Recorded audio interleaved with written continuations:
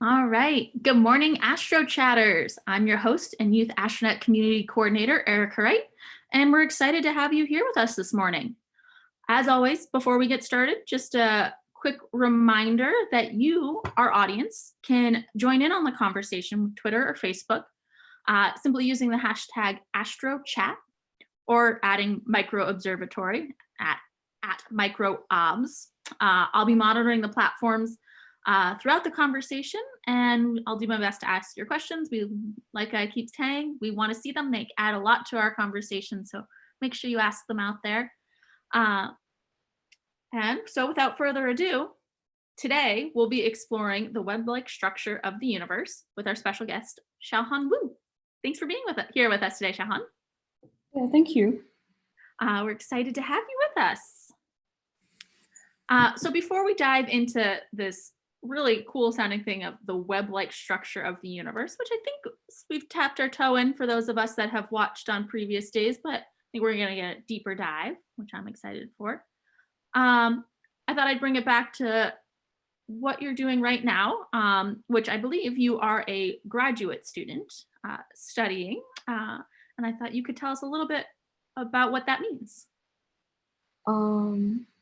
Yeah, so I guess for a graduate student, we just do research for the most of our lives.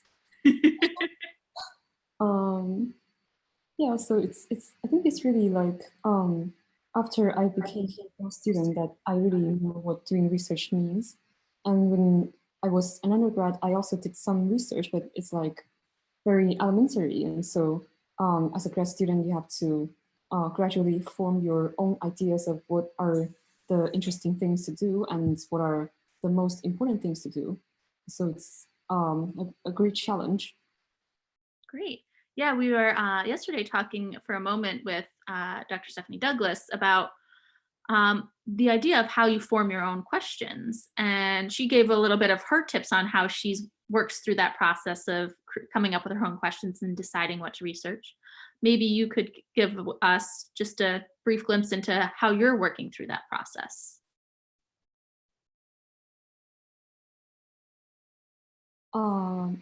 Yeah, so actually, I think the best way is just to expose yourself to as many things as possible.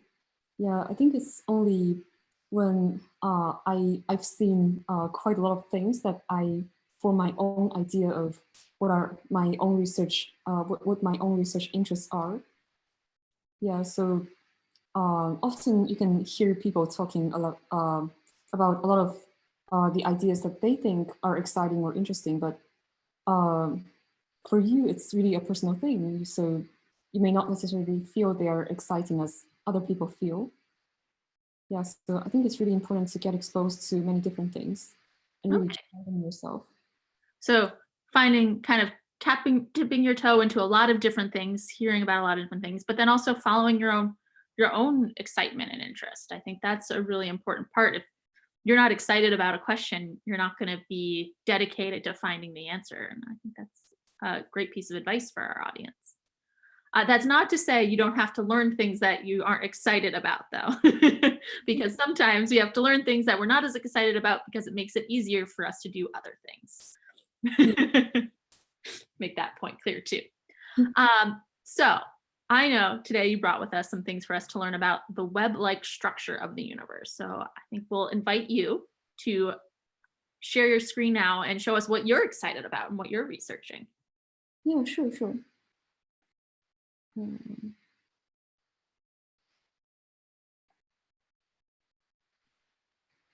Okay, so hopefully you can see my screen here. Yes, we can. Oh, okay, great. So hi everyone, my name is Xiaohan. I'm a third-year PhD student at Harvard, the Department of Astronomy.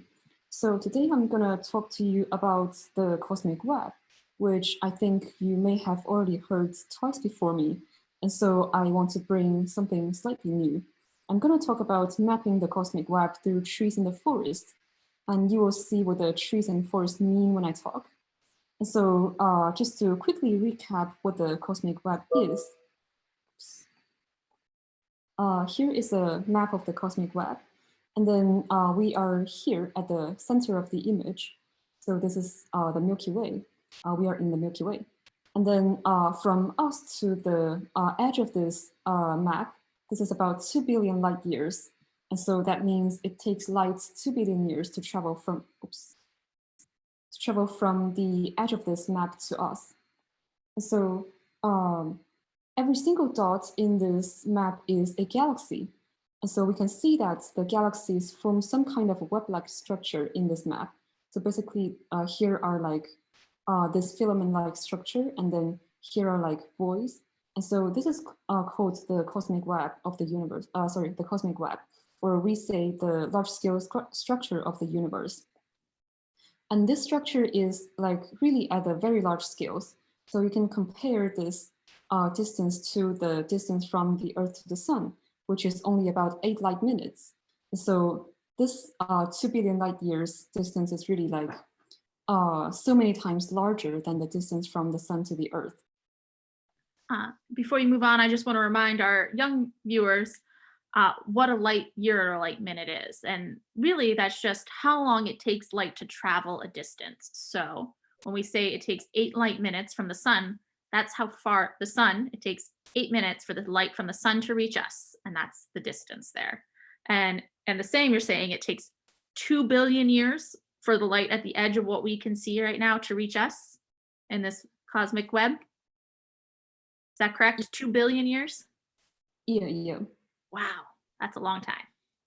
Yeah. So we're really looking back in time. Wow. Yeah, so we've seen from this map that the galaxies can be used to map the structure of the universe. Unfortunately, most of the things that make up the cosmic web is actually invisible to us. So here I'm showing a visualization of a numerical simulation of the cosmic web, sorry. So you can see here are like voids and filaments and knots. So it's really a very realistic image of the cosmic web. And I'm going to And pause this again there for a very large scale. So this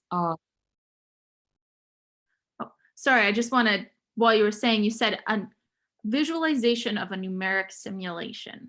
And so we've been talking a little bit about what is things we've taken images of, what's artist impressions, and I think this is something different than both of those, right? Could you maybe tell us a little bit about what a visualization of a numerical simulation is? oh, so what the simulation does is that it mimics the structure formation of the universe. And then because in computer simulations, we cannot actually just write down the continuous evolution. We have to discretize the matter in the to be some kind of particles. Yeah, so what this does is that it just takes the positions of the particles and then plots the position. So this is what basically visualization means. So you've taken a computer and put in some inputs and figured out where these particles should be, and then you made an output that looks like this image. So it's not a direct image, but it's based on data that you have, correct? Yeah, or based on the simulation you have. Or the simulation that you have. Great. Yeah. Which is then, I assume the simulation is based on something. Yeah, so the simulation, the most important component is of course gravity, which is what forms the cosmic web. And so we just simulate the universe with a bunch of particles, and then we say the particles are they feel the gravity force from each other. And so eventually we form this kind of web-like structure of the universe.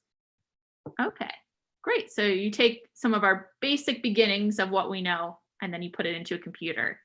Yeah. With lots of other things, and you get this. All right, thank you. It's just, there's so many different types of images that we're seeing, and when it comes to astronomy and astrophysics, that it's good for us to kind of start breaking down what are those images and where do they come from. Yeah, that's true. All right, so I think you were just telling us about the scale of this picture. Oh yeah. And so you can see that there are this cosmic web simulated by this computer. And so the most abundant component that makes up the cosmic web is the dark matter, which you can tell by the name is dark. And so it's not visible to us. And then the second most important component is the intergalactic gas made out of hydrogen and helium. And unfortunately, this gas component is also hardly visible to us. So where are the galaxies in this map? Well, if we circle them out, then they will be at the lighter colors in this map. So the lighter colors means that these regions are higher density. And so galaxies can form out of these higher density regions. And so you can see that the galaxies, they are visible to us, but they only constitute a tiny fraction of the cosmic web.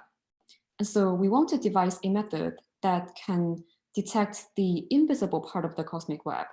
And we want to focus specifically on the gas, because although the dark matter is the most abundant component, it is dark and we don't actually know what the dark matter is. And so we want to detect the gas. And so how do we do that? Well, we want to do a CT scan for the universe.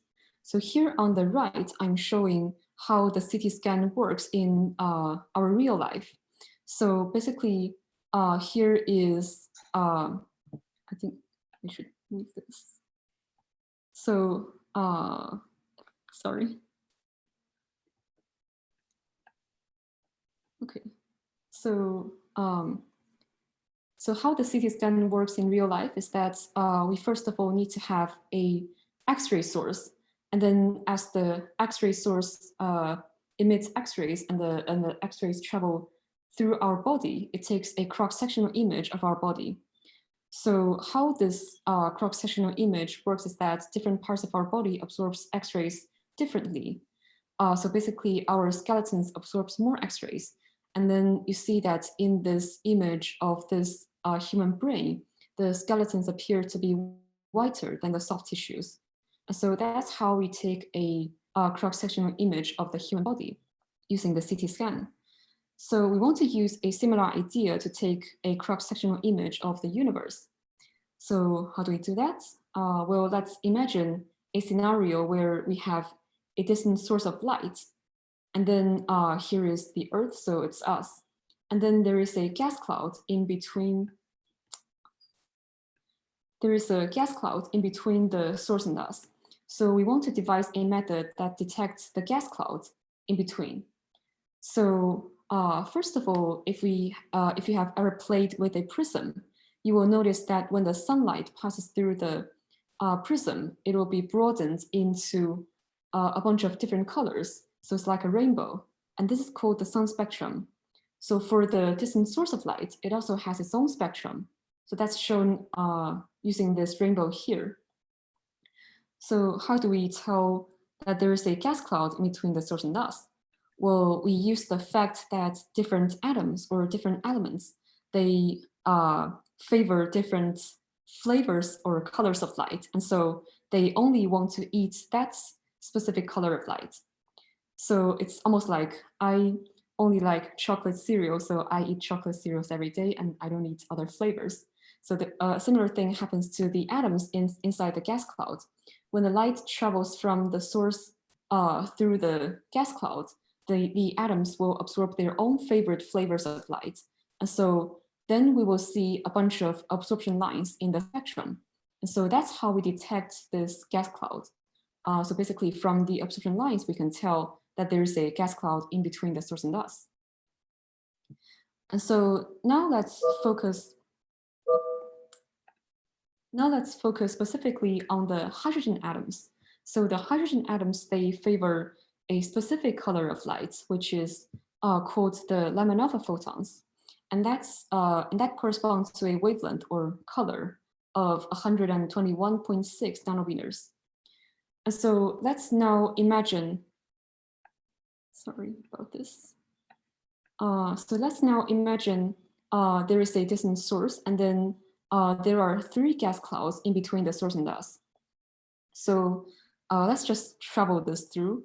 So as the light travels from the distant source to the first gas cloud, the hydrogen atoms inside the first gas cloud will absorb the lamina of photons that they see, and that leaves an absorption line in the spectrum like this. And then when the light travels to the second gas cloud, the hydrogen atoms inside the second gas cloud will absorb the lamina of photons that they see. So that leaves a second absorption line here. And when the light travels to the third gas cloud, the hydrogen atoms inside the third gas cloud will absorb the lamina of photons that they see. So that leaves a third absorption line here. So finally, you will see a spectrum that look like this. So there are three absorption lines corresponding to absorption in the three gas cloud. So that's how we can tell there are three gas clouds in between the source and us. And so here you might wonder that if the lamina of photons correspond to one specific colors only, then how can there be absorption lines in three different colors? And so to explain that, we have to introduce the concept of the cosmological redshift. So here on the top right, I'm showing a diagram that explains this whole thing. So basically, if a source of light moves away from us, then the light from the source to us will be somehow stretched. And you will see that the light appears to be redder. And so that's why we call it the redshift of light. And conversely, if the source moves towards us, then the light from the source will be somehow squeezed. And so the light will appear to be bluer. So that's what we call the blue shift of light. And so in a cosmological context, the reason why the objects are moving away from us is because of the cosmological expansion of the universe. And so basically, if an object is further away from us, then it moves faster away from us. So as we can see by these green arrows here, so this is showing the velocity at which the objects are moving away from us. So basically, this source of light is the most distant away from us. It moves the fastest away from us. And then this third gas cloud is the closest to us. So it moves slowly away from us. And then a similar thing happens when you stand in the perspective of the gas clouds. So for instance, if we are at the position of the first gas cloud, because the source is pretty near, we see that the source is not moving too fast away from us. And then if we stand in the perspective of the third gas cloud, because the source is pretty far away, we see that the source appears to be moving faster away from us. And what that means is that different gas clouds, depending on their distance to the source, it will see a different, slightly different redshifted spectrum emitted from the source. And so that's why the lamina of photons appear to be at slightly different wavelengths or colors when it comes to this absorption thing. And so we can explain this like better using this rainbow cake. So let's imagine that the hydrogen atoms, they only like this red part of the cake. And so when the light or the cake comes to the first gas cloud, the hydrogen atoms will want to bite some of this red part of the cake, and that leaves an absorption line here. And then when the cake comes to the second gas cloud, very unfortunately, this red part of the cake has gone mold. But fortunately, this orange or yellow part of the cake has become redder because of the cosmological redshift. And so the hydrogen atoms will bite this part of the cake. And then when the cake comes to the third gas cloud, these parts of the cake have all gone mold, but the bluer part of the cake has become redder because of the cosmological redshift. And so the hydrogen atoms inside the third gas cloud will absorb this part of the cake, eat this part of the cake. And so that leaves us with absorption lines at different wavelengths in the final spectrum that we see. And so eventually, if there are abundant gas clouds in between the source and us, we will see a forest of absorption lines in the spectrum that we observe. And so that's why we call it the lamina of forest. And then you can also see that from the positions of the trees or the leaves, which I mean the absorption lines in the forest, you can really tell how many gas clouds that the light has gone through, and you can actually also map the positions of the gas clouds because of this cosmological redshift. And so finally, I'm just gonna show what a real survey does. So here on the left, this is a box illustrating the volume of the survey that is done on the Earth. And then here, this is a background of galaxies. I mean, let's just imagine there's a background of sources of light. And then each arrow is a line of sight. So each line of sight will pass through the cosmic web, which is shown using this blue and white colors. And so when you observe each sightline, you will see the line of a forest corresponding to that sightline. And then you can tell how many gas clouds the sightline passed through.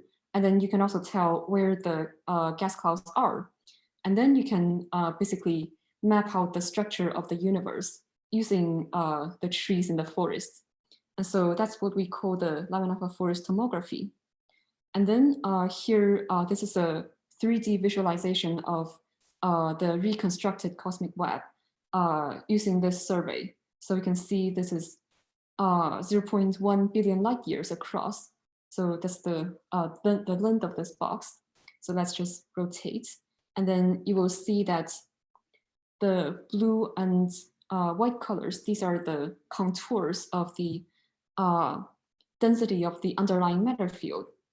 So this is basically the reconstructed structure of the universe on the very large scales.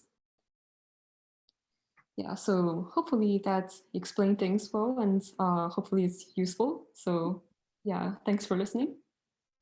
Great. Can we go back to that visual just for a second? So in the visual on the right, is the white where there's more matter? Is that what you're saying? Yeah. More gas? Yeah. Okay. Yes, basically the density is higher in these lighter regions. Okay. And you're saying you've kind of taken these different, if you're looking out at the universe through little tubes almost, right? Little thin points of view through the universe. And then you have to build that picture from each line that you can see. Yeah, that's true. Okay. That's incredible that you're able to do that. Yeah. This is obviously a very complicated topic, but you've done a really good job of explaining how we're able to start to piece this together. Thank you. Right. The understanding how the light moves is very difficult. We've kind of towed into that, but I think you did a really great job today of kind of helping us understand how we can use that to tell how far away things might be from ourselves. So I'm going to ask you a few more questions, but I'm going to remind our audience out there that they too can ask questions using the hashtag Astro Chat. We want to hear from you. What are the things that you want to know more about? Maybe if there's something that you're still trying to comprehend, because this is a very difficult topic. Go ahead and ask them and we'll follow up. I know I kind of have one question, and I think you started to tell us about it, but I think maybe we want to make it even more explicit, is why do we care where there's more gas and where there's less gas? What does that help us with? Yeah, so I think that's basically just telling us how structures form in the universe. So for instance, we can form our own theory of how structures form. And then the way we test our hypothesis is we go to observations and then see whether our theories match observations. So this definitely provides a means to test our theory. And yeah, you can basically really use the large scale structure of the universe to do a lot of things. But yeah, I guess some of the things are like out of the scope of this talk. But one thing you can do is you see how the lemon of a forest map the structure of the universe, and then you also see how the galaxies map out the structures of the universe. So you can see the correlation. I mean, just do something like puts one map on top of each other, on top of the other, and then you see how the galaxies reside in the cosmic web, and then that also helps us form the theory of galaxy formation, etc. Okay, great. Yeah, because that's one of our other big questions, right? Is where do galaxies come from? How do they move? How do they interact with each other? So understanding that there's a connection between where is all this gas that we understand and where are galaxies, right? Is that kind of what you're saying? Yeah. Yeah. Okay. I just like to reiterate, say things multiple times for our audience. And I know this is maybe more than we can handle at this moment, but I'm going to ask it anyways.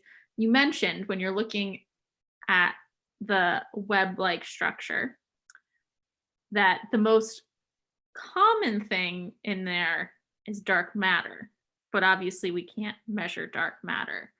How does in as in whatever way you can explain that to us, because we did get a brief introduction to dark matter. How does that play into when we're measuring perhaps the Lyman alpha trees or creating these visualizations, these models that you're doing? How do you take into account dark matter even if you can't measure it? Yeah, that's a great question. So, people have come up with a lot of theories of the properties of dark matter, and unfortunately, we don't know what they are, and so there are like competing theories. And so, for instance, like when we do the numerical simulations, we have to take into the properties of the dark matter into account, and then simulate how structures form in certain kinds of universe where the dark matter properties are different. And so that's a way to take this uncertainty into account. And then another thing is we have to assume some kind of relation between the gas and the dark matter, because they on the large scales, the gas trace the dark matter well because of gravity. But on small scales, the correlation kind of breaks down. And so we have to use our theory to come up with some kind of idea of how the gas traces the dark matter. And then use that to, for instance, explain our observation. Yeah, but that's really a very complicated question. Yeah, I kind of thought it might be. But your answer that I just want to kind of make sure that I have this part right is that when you're creating the models, that you might use a couple different ideas of what dark matter is, different properties, and create multiple simulations. Yeah.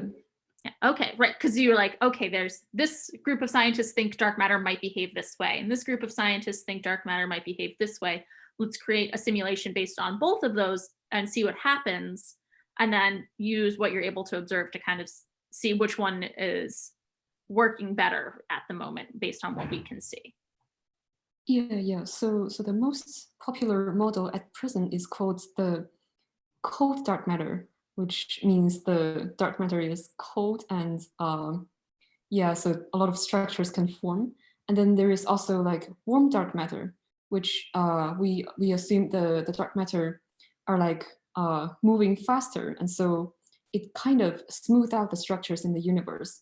And so you see like fewer small scale structures in the universe in a simulation with the so-called warm dark matter. Okay. Okay, so there's different things that you would see come out based on the different ideas and properties of dark matter. Yeah, that's true. Wow. Really interesting. Obviously very complicated. Yeah. um, so one of the things you talked about is creating these simulations. And obviously you have these inputs that you mentioned, you know, gravity, dark matter properties, things like that that you put into the simulation. Could you tell us a little bit? So obviously you're using a computer to create these simulations. What's kind of the most basic way you could describe creating a simulation? Um, You mean like the coding part or something else? Well, yeah, don't describe the actual code that you write, but is there a specific language that makes it easier? A specific coding language, think maybe a process that you think about when you're creating a simulation like this. Uh, yeah, so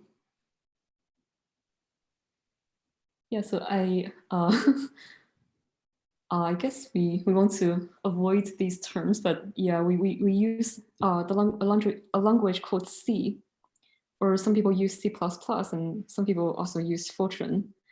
Yeah, but so I think one very important thing is because the simulations are very big, which means we do need a lot of particles to really simulate correctly, I mean, relatively correctly, the structure formation of the universe. And so we really need a very large memory to store these particles. And also, if you just take the particles and say what the gravity of what the gravity that the first particle feels, and then what's the gravity that the second particle feels, you kind of loop over the whole particle list. This is super slow when you have billions or trillions of particles, and so you do need to do some kind of parallel computing. So it's you can imagine like when you do cooking, you don't actually have to go through the steps one by one, because some of the things can be parallelized. Yeah, so for instance, you can just turn on the oven and heat it up while you cut the vegetables and things like that. So it's how parallel computing works, and that's how we simulate structure formation. Yeah, so it basically just speed up the calculation. Okay, so you have multiple things running in your calculation at the same time. Yeah. Um, and so I imagine you're not doing this on your laptop. Oh no. So are there special computers that you have to use to create these simulations? Yeah, so at Harvard, we have the, yeah, so I sometimes use that cluster to do my calculations, and it definitely cannot do on my laptop because I do need a very large memory base. And then my computer definitely cannot handle it. Otherwise, it's going to take forever to run the simulations. Right, because you're creating a whole universe in your computer. That's really neat. Yeah, so there's special large memory clusters of computers in different places that people use to do this. I think that's an important thing, that there's different types of tools for doing different things here in science. Yeah. Um, okay, so maybe we'll take a minute, a little pause from the heady science, because this is really complicated but really interesting, to hear how we're starting to understand a little bit better what the structure of our whole universe is like, to learn a little bit more about you. Maybe we'll stop the share for now and come back to it if we need to reference anything. Now people can see our faces. Give it a second. I think there we go. A little slow on our internet, both of our ends today, I think. Yeah. And learn maybe a little bit about you. So first, maybe I'll ask, have you always wanted to be an astronomer? Has that always been, or a cosmologist, I think as you call it, person who studies the structure of the universe? For those of you, there's special names for different types of people in the field of astronomy. Is that what you've always wanted to do? Have you had other things that you were interested in? Yeah, so I do have another dream of becoming a professional ballerina. Yeah, Really? yeah. Yeah, so that's actually the thing that I regret most in my life, perhaps. Yeah, so when I was a kid, we moved from the east of the city to the west, and then I just stopped taking the ballet classes. So it's only until very recently that I decided to pick up my ballet classes like massively. And so yeah, I just feel like I'm too old to become professional. But Yeah, that's okay. You can still embrace it as a hobby, right? yeah. That's great. And so that was always one of my other questions is I think there's certain stereotypes of who are these people that are doing science, and oftentimes dancers is not one. But clearly that's not true. You can be a dancer and a cosmologist studying the structure of the universe. Yeah, yeah, definitely. Actually, I'm going to ask you just because I think it's a really cool thing out there. There's dance your PhD thesis. Oh yeah. Have you heard of this? Yeah, yeah. Could you tell our audience just a little bit about what that is? Because I think it's a really interesting thing. Oh yeah. Yeah, that's basically like designing a small piece of dance that you can like sort of describe your thesis. Uh, I've seen some of the videos, but they are more like biology or chemistry. Mhm. Some about physics, but yeah, I think it's really difficult.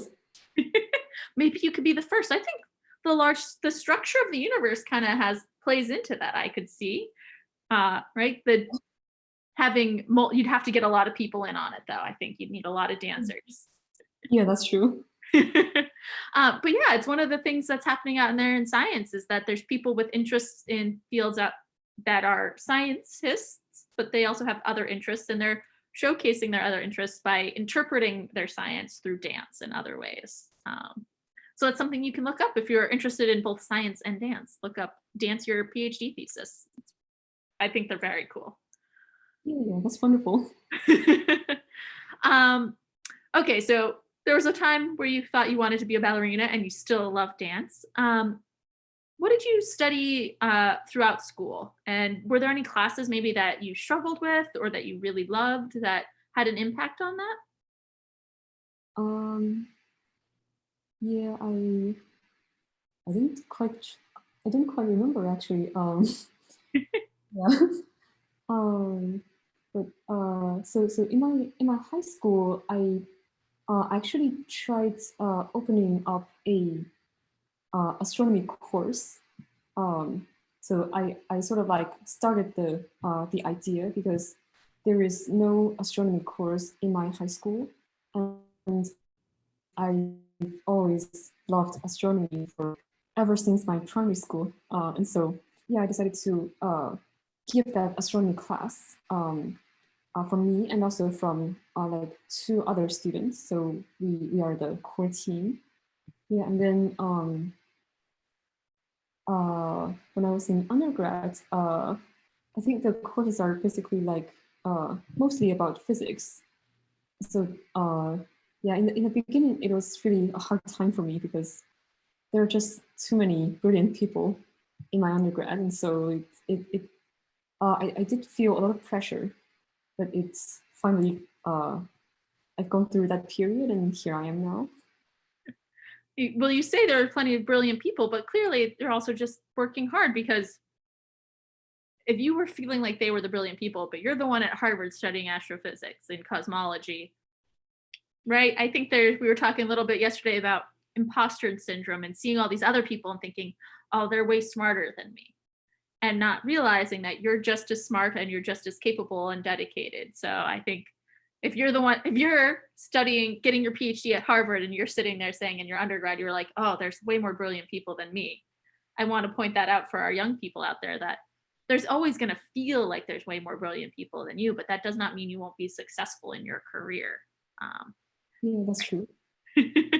Clearly, we have an example right here, someone who felt the same way that maybe you're feeling out there in the universe, and she's studying at Harvard. So, right?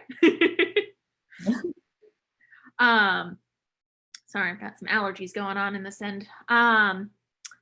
So let's see. What was I saying? I just think that's a really good point. We all feel that way a little bit sometimes that um, that imposter syndrome that there's more brilliant people out there. So keep trying.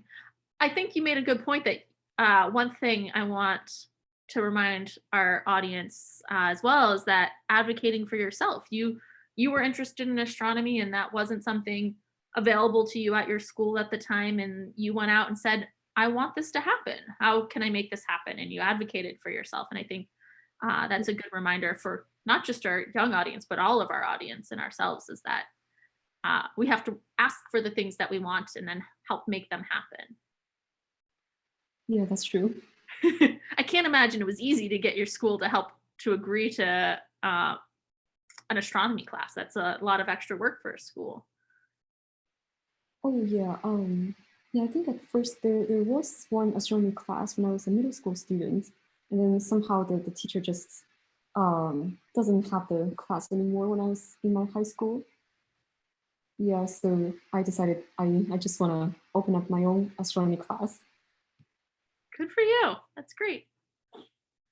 Um, so you've already given us a good couple pieces of advice inadvertently, maybe, but what's one piece of advice that you might offer to someone in middle school or high school out there that's interested in entering science as a field? And what one piece of advice you might give them?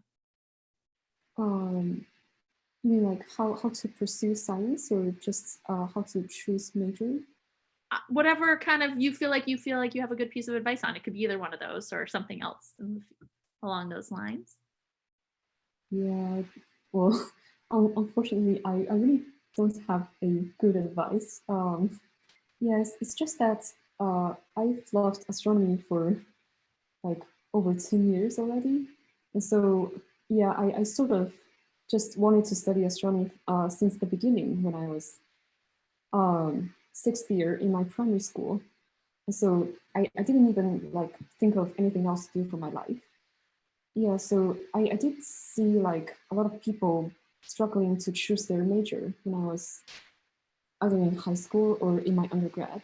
So I've seen people like they don't really know what they want to do, and so yeah, like I'm not really sure how to give advice on that. Okay, so maybe instead give advice. So when you were an undergrad, you meant we were talking that you said you felt like there were a lot of other really brilliant people. How did you push through that if you felt like, oh, they're way more brilliant than me? Were some of the things that you did to make yourself keep motivated, even if you felt like there were others that might have been felt like they were better than you at it? Yeah, um, yeah. Um, one very important thing is that it's just about uh, keep on going, and then yeah, I did really bad during the first midterm exam in my undergrad, and it's so bad that I was like depressed for a lot of days.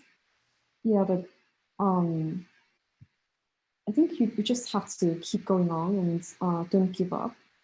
And also, there are definitely motivations for keep going on. Uh, in my school, if we kind of sort the students based on the GPA, and then it's only the ones with higher GPA can get a scholarship, and that's a kind of motivation for me. Hmm.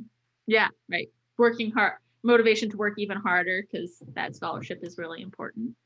Yeah. But I also think it's important that you didn't tell yourself, "Oh, I did really bad. This isn't for me," right? That it's okay that you had that one semester where you're like, "This wasn't good."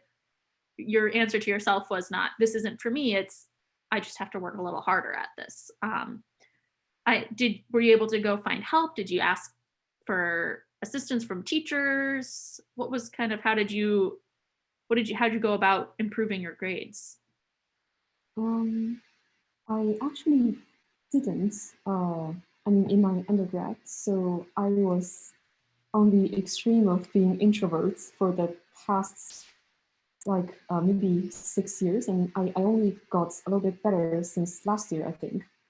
Yes. So if I can go back to the period like maybe 5 years ago, I definitely will ask for help.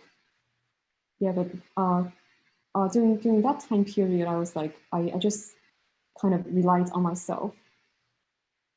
Okay. Yeah. Well, so that's a great piece of advice. Something that maybe you didn't do that you wish you had done is ask for help, right? Because there are a lot of people out there that want to help. And I'm assuming you're learning that more now than you're on the end of people that are teaching. Because one thing to remind our audience is when you get your PhD, you're often teaching as part of that. And you're like, I assume you want to help your students, and you're seeing that now going, oh, I should have asked.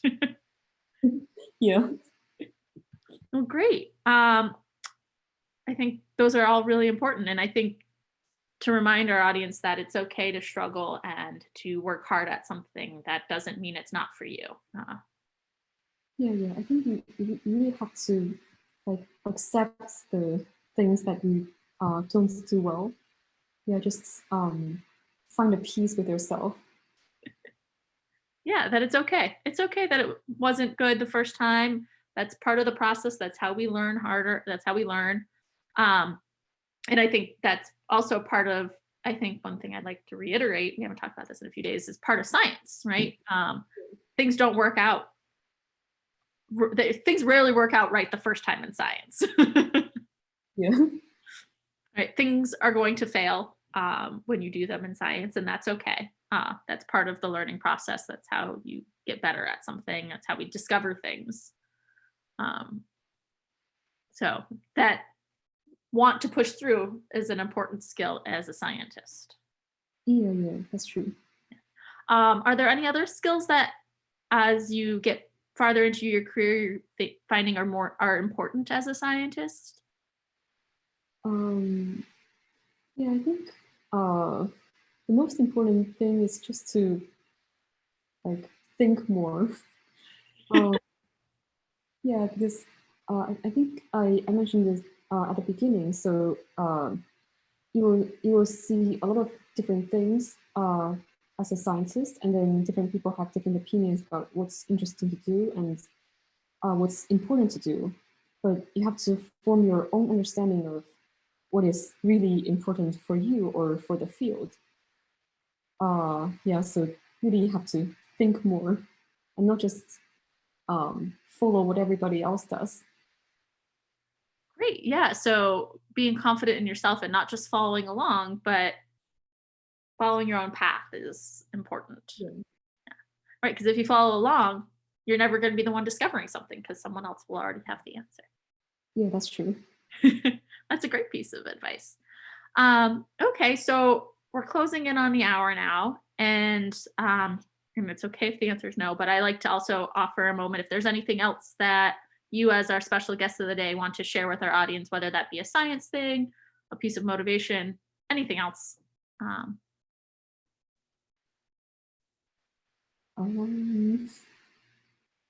yeah, And it's okay if the answer is no. You've already shared a lot with us too. So yeah, I guess I'm not really sure what to share. Yeah, but I think it's really important to find your interest in your life, and that can be the interest for your whole life.